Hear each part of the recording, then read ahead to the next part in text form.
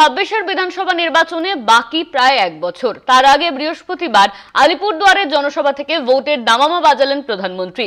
শুভেন্দু সুকান্তকে পাশে নিয়ে দলকে ভোট প্রস্তুতির বার্তা। মোদির ভোকাল টনিকে কতটা চাঙ্গা হবে বিজেপির সংগঠন? অপারেশন সিঁদুর কি সংগঠন মজবুত করতে পারবে?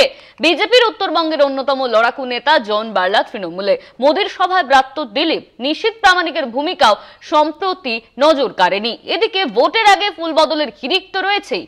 এভাবেই কি উত্তরবঙ্গের পদ্মপালের হাওয়া কেড়ে নেবে শাসক? শনিবার বঙ্গ সফরে অমিত শাহ। শাহের সফরে কি তৈরি হয় 26-এর নির্বাচনের স্ট্র্যাটেজি?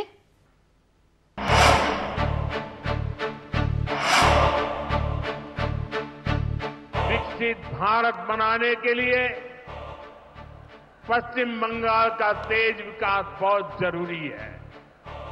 हमें पश्चिम बंगाल को उसका पुराना गौरव लौटाना है। ये हम सभी मिलकर करेंगे और करके रहेंगे। উত্তরবঙ্গে 8 জেলা, মোট বিধায়ক সংখ্যা 54। ভোটের ফল অনুসারে 30 জন বিজেপির। তারপর রয়েছে দলবদলের আলাদা হিসাব। সাংগঠনিকভাবে তৃণমূলকে মোকাবিলা করতে কতটা প্রস্তুত বিজেপি? সংগঠন কতটা মজবুত উত্তরবঙ্গে? এই প্রশ্নে যখন সরগরম উত্তরবঙ্গ, ঠিক সেই সময়ই মোদির সিঁদুর সফর। উত্তরবঙ্গে মোদির ভোকাল টনিক। শুভেন্দু সুকান্তকে পাশে নিয়ে দলকে ভোট প্রস্তুতির বার্তা। बंगाल में मची चीख पुकार, नहीं चाहिए निर्मम सरकार। তৃণমূলকে একের পর এক দুর্নীতি বানে বিদ্ধ করেন মোদি। প্রত্যাঘাতের সাফল্যকে সামনে রেখে নজর কাড়া ভাষণ। কিন্তু প্রশ্ন হলো, অপারেশন সিঁদুর কি সংগঠন মজবুত করতে পারবে? 15ই মে 2025 তৃণমূলে যোগ আলিপুরদুয়ারের প্রাক্তন বিজেপি সাংসদ ও প্রাক্তন কেন্দ্রীয় মন্ত্রী জন বার্লার। প্রধানমন্ত্রীর আলিপুরদুয়ারের জনসভায় ব্রাত্য দলের লড়াকু নেতা দিলীপ ঘোষ। মোদির সভায় নিশীথ প্রামাণিক, কিন্তু সাম্প্রতিক সংগঠনে নিশীথের ভূমিকা চোখে পড়েনি। ধূপগুড়ি উপনির্বাচনে পরাজয়, লোকসভা ভোটে কোচবিহার হাতছাড়া হওয়া, মাদারিহাট উপভোটে হার।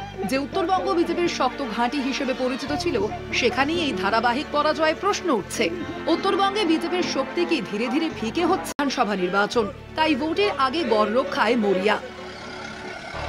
জেলা স্তরে কিছু সাংগঠনিক রদবদল এখনো বাকি থাকলেও মূল নজর ঘুরছে এবার 26-এর নির্বাচনে। সাংগঠনিক ঝাড়াই বাছাইয়ের কাজে আপাতত ইতি টেনে গোটা দলকে বিধানসভা নির্বাচনের প্রস্তুতিতে নামিয়ে দিতে চায় বিজেপি নেতৃত্ব। 30শে মার্চ উত্তরবঙ্গের উন্নয়নের জন্য দিল্লির দরবারে যান উত্তরবঙ্গের 10 জন বিজেপি বিধায়ক। তার মধ্যে ছিলেন শিলিগুড়ির বিধায়ক শঙ্কর ঘোষও। যদিও শাসক দল বিষয়টিতে গুরুত্ব দেয়নি, উল্টে শিলিগুড়ির মেয়র গৌতম দেব বিজেপি বিধায়কদের দিল্লি যাত্রাকে রাজনৈতিক গিমিক বলে কটাক্ষ করেন। আলিপুরদুয়ার পৌরসভায় 3টি বক্স কালভার্ট সহ। এদিকে মোদির বঙ্গ সফরের আগেই উত্তরবঙ্গে উন্নয়নের খতিয়ান নিয়ে ভিডিও পোস্ট করে তৃণমূল। ব্লকে জয়ন্তী ধাওলা রাস্তায় কালভার্ট তৈরি করবার জন্য 3 কোটি 15 লক্ষ টাকা। কালচিনি ব্লকে হামিল্টন গ্রামীণ হাট শেড निर्माण। पश्चिम बंगाल के गरीब SC ST OBC के लिए जो भी योजनाएं देश में चल रही है, उनमें से बहुत सारी योजनाएं यहां लागू ही नहीं होने दी जा रही है। জন বার্লাকে দলে টেনেছে তৃণমূল। উত্তরবঙ্গের নেতা হিসেবে জন বার্লার বিশেষ গুরুত্ব ছিল বিজেপিতে। কেন্দ্রের সংখ্যালঘু উন্নয়ন মন্ত্রকের প্রতিমন্ত্রীও ছিলেন জন বার্লা। তবে পরিস্থিতি পাল্টে যায় 2024-এ।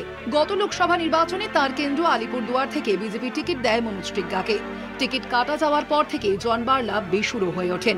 26-এর নির্বাচনের আগে প্রাক্তন কেন্দ্রীয় মন্ত্রীর দলত্যাগ উত্তরবঙ্গের ভোটে কিছুটা প্রভাব ফেলতে পারে। এভাবেই ফুল বদলের হিড়িক তুলে পদ্মপালের হাওয়া কেড়ে নেবে শাসক, উঠছে প্রশ্ন। 26-এর ভোটের দামামা বাজিয়ে মোদির পরই শনিবার বঙ্গ সফরের শাহ। 21-এর ফলাফল থেকে শিক্ষা নিয়ে 26-এর নির্বাচনে একটু বেশি সতর্ক বিজেপি। আরো ভালো ফল করতে আগে থেকে প্রস্তুতি নিচ্ছে গেরুয়া শিবির। শাহর সফরেই কি তৈরি হবে 26-এর নির্বাচন স্ট্র্যাটেজি? সংগঠন শক্ত করতে দলকে কি বার্তা দেবেন শাহ? নজর সেদিকেই। কলকাতা টিভি।